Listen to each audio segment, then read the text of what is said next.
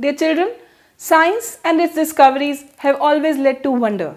We have always been intrigued by scientific discoveries, and there is an entire genre of literature known as science fiction. Today we have at our hand The Invisible Man by H.G. Wells. H.G. Wells was known as the father of science fiction. Science fiction is when you have a scientific discovery but a story that is unimaginable has been imagined for you. So, this author was born in poverty and struggled to educate himself. If you have been following science fiction and the movies, you must recognize that The Time Machine, The War of the Worlds and The First Men on the Moon was written by H.G. Wells. He studied biology under Huxley and he struggled to educate himself. So, The Invisible Man is also one of his most famous novels. The main theme is how science can lead to new discoveries which are amazing, yet it can vest such powers in its users and discoverers that we become morally corrupt. Our morals are corrupted, and also the wonders of science are so intriguing that we still go on. The conflict here is between the hero and the villain that we will come to later. First we will do the characters of the novel.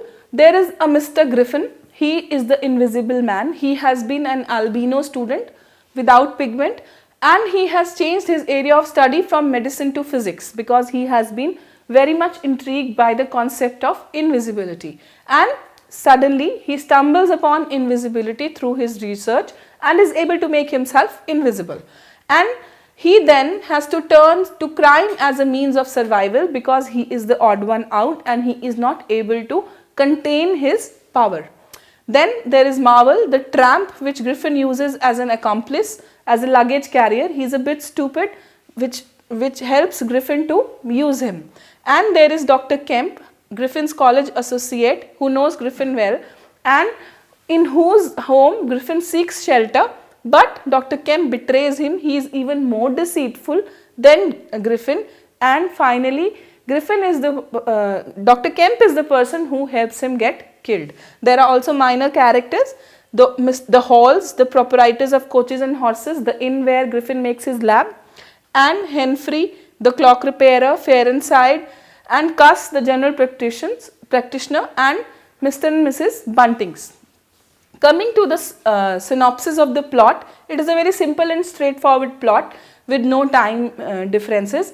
The Griffin is the person who is the protagonist, the hero. He has rendered himself invisible through his research and experiments, and now he is not able to work further in the town, so he enters a village and sets up a lab at an inn, horses and coaches, where he works day and night to reverse his invisibility because he has been uncomfortable and he has to resort to crime for his survival.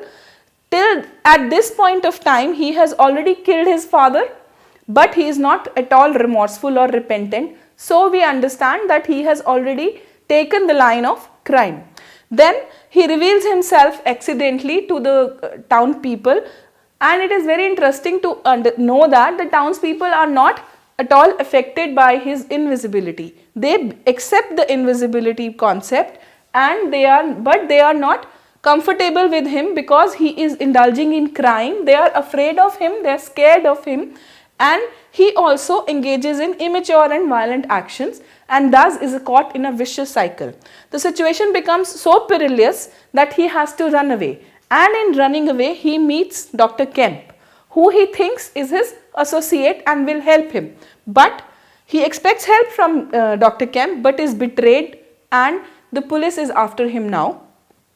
Finally, after a lot of hunt, he is killed, and a lot of accidents, he is killed, and now Marvel, his associate for some time, who was his luggage carrier, becomes the owner of all the money that they stole and also his books, which are written in a strange coded language which he is not able to understand. But every night he sits down and thinks about these books and hopes to crack the codes so as to become invisible. So the quest goes on.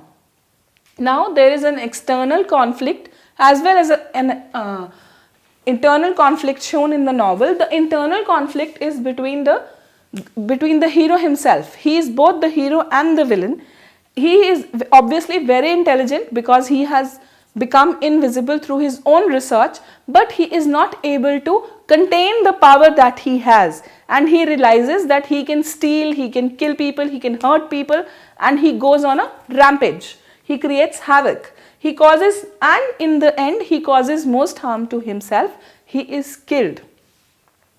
There is also an external conflict between Griffin and the villagers, Griffin and the townspeople, Dr. Kemp and Griffin. There is fear and terror, and Griffin rationalizes his crime. Power makes one blind. That is how he is able to rationalize his crime. He is not at all remorseful of his crimes and wrongdoings, and he is inconsiderate and less human, and it gets increasingly decadent till to the point where he gets killed.